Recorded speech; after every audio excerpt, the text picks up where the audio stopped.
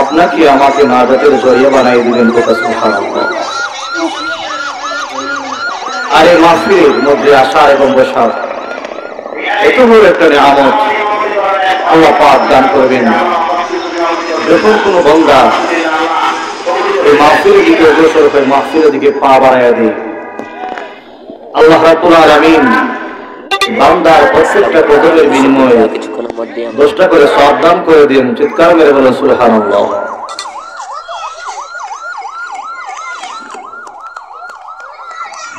এইভাবে বান্দা ধারাবাহিকতার মাধ্যমে এই মাহফিলের মধ্যে মুবারক মাহফিলে যারা আসবে বসবে অসংখ্য সওয়াবের অধিকারী হবে। পাশাপাশি জীবনের সমস্ত গুনাহগুলো আল্লাহ তাআলা মাফ করাইয়া, বান্দার জীবনের সমস্ত গুনাহগুলো মাফ করাইয়া আল্লাহ তাআলা বান্দাকে মাসুম বানায় দিবেন। সুবহানাল্লাহ। আমি যে আয়াতে কারিমা আপনাদের তেলাওয়াত করে যে সূরাটা তেলাওয়াত করেছি, এই সূরার মধ্যে আল্লাহ পাক রব্বুল আলামিন আপনাকে আমাকে ঘোষণা করেন, বিসমিল্লাহির রাহমানির রাহিম, والعصر إن الإنسان لفي خسر। الله رب العالمين সূরা আসরের কসম করে আল্লাহ বলেন, ওয়াল আসর, আমি আল্লাহ আসরের কসম করে বান্দা বললাম, ইন্নাল ইনসানা লাফি খুসর, গোটা মানব জাতি গোটা ইনসান যদি ক্ষতিগ্রস্তর মধ্যে পড়ে আছে। দুনিয়ার জীবনে আমরা প্রত্যেকের কাজের মধ্যে আমরা মনে করি আমরা সফল কাম হয়ে আছি। কেউ জানি আপনার চাকরিজীবীর মধ্যে সফল কাম হয়ে আছেন। দুনিয়ার জীবনে আমরা প্রত্যেকের কাজের মধ্যে আমরা মনে করি আমরা সফল কাম হয়ে আছি। কেউ জানি আপনার চাকরিজীবীর মধ্যে সফল কাম হয়ে আছেন, কেউ জানি ব্যবসার মধ্যে সফল কাম হয়ে আছেন, কেউ জানি আপনার অট্টালিকার মালিক হয়ে সফল কাম হয়ে আছেন, কেউ জানি ধন সম্পদ টাকা পড়ার মালিক হয়ে সফল কাম হয়ে আছেন। আমার আল্লাহ কোরআনে পাকের মধ্যে সূরা আসরের কসম কে বলেন, ইন্নাল ইনসানা লাফি খুসর, ও মানব জাতি, ও ইনসান জাতি, ইন্নাল ইনসান, নিশ্চয়ই গোটা মানব জাতি লাফি খুসর, গোটা মানব জাতি ক্ষতিগ্রস্তর মধ্যে পড়ে আছে। এইভাবে আমার আল্লাহ সকল জাতিকে, সকল মানব জাতিকে আমার আল্লাহ বলেন ক্ষতিগ্রস্তর মধ্যে পড়ে আছেন।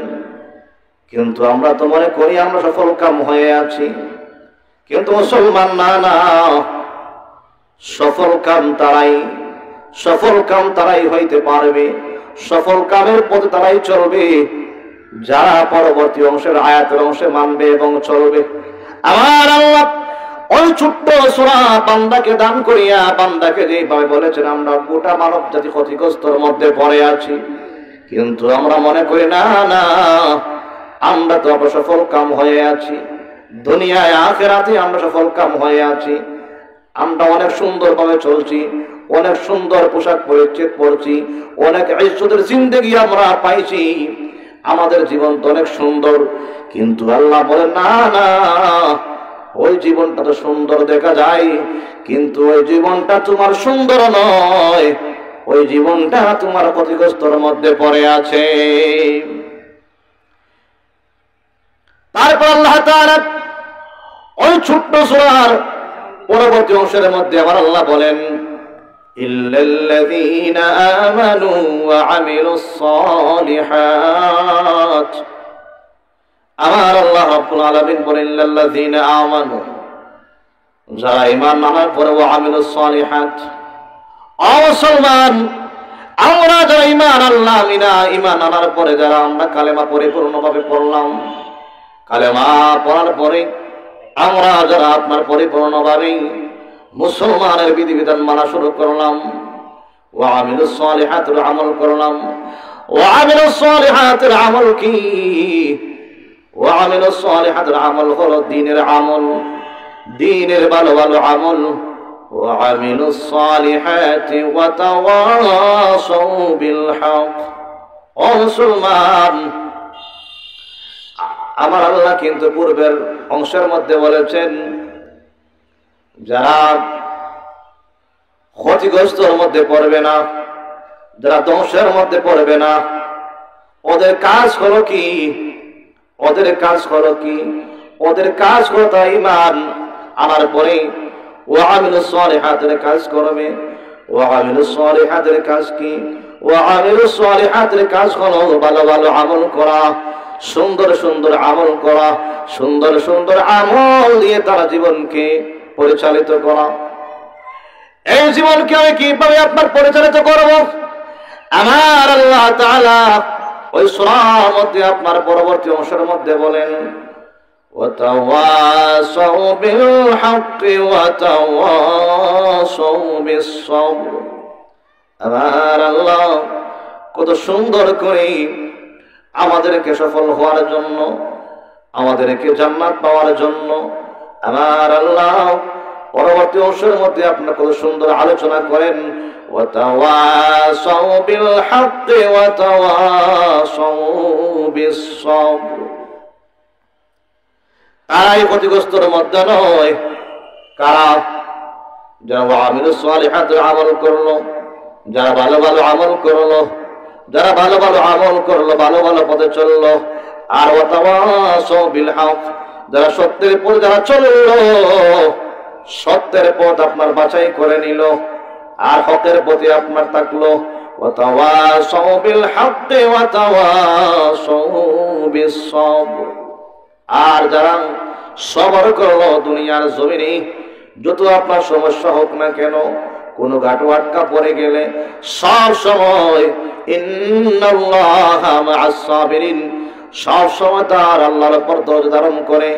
আমার আল্লাহ তাআলা বলেন তারাই ক্ষতিগ্রস্তের মধ্যে নয়, যারা ঈমান আনার পরে ওয়ামিলুস সালিহাতের আমল করলো, সুন্দর সুন্দর আমল করে জীবন যাপন পালন করলো। আর ওয়াতাওয়াসাউ বিল হক, সত্যের প্রতি আপনারা চললো, আর সবসময় ধৈর্য ধারণ করলো, আর সবসময় মনে করে ইন্নাল্লাহা মা'আস সাবিরিন। আমার বান্দা যখন কোন সমস্যায় পড়ে যায়, কোন ঘাটে যদি আটকা পড়ে যায়, ইন্নাল্লাহা মা'আস সাবিরিন, সদা সর্বদা তার মালিকের কাছে আপনার পানা চায়, সদা সর্বদা তার মালিকের কাছে আপনার পানা চায়, দরদের সমাধান চায়।